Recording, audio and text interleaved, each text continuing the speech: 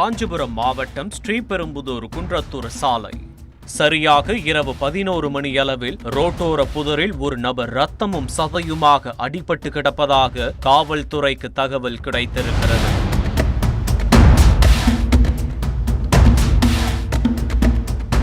சம்பவ இடத்திற்கு விரைந்த போலீசார் உயிருக்கு போராடியவரை மீட்டு ஸ்ரீபெரும்புதூர் அரசு மருத்துவமனைக்கு அனுப்பி வைத்தனர்.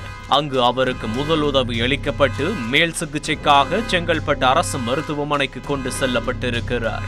செங்கல்பட்டில் அவருக்கு தீவிர சிகிச்சை அளிக்கப்பட்டு வருகிறது.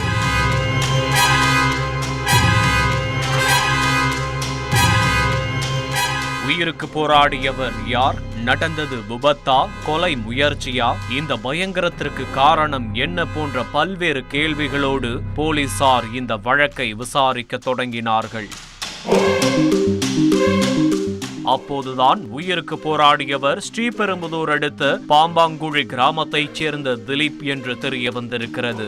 33 வயதான திலீப்பிற்கு ரேகா என்ற மனைவி உள்ளார். மது குடிக்கும் பழக்கமுடைய திலீப் சம்பவத்தன்று ஸ்ரீபெரும்புதூரில் உள்ள தனியார் பாரில் மது குடித்ததாக தெரிகிறது.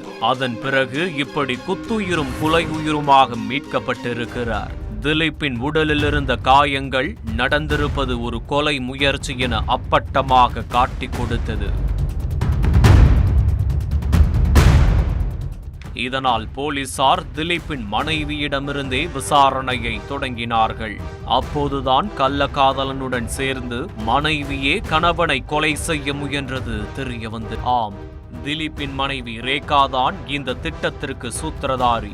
இவரது கள்ளக்காதலன் புனித்ராஜ் ரேகாவை விட 11 வயது மூத்தவர். ஸ்ரீபெரும்புதூர் அடுத்த மேட்டுப்பாளையம் பகுதியைச் சேர்ந்த புனித்ராஜ் மாம்பாக்கம் கிராம உதவியாளராக வேலை செய்து வருகிறார்.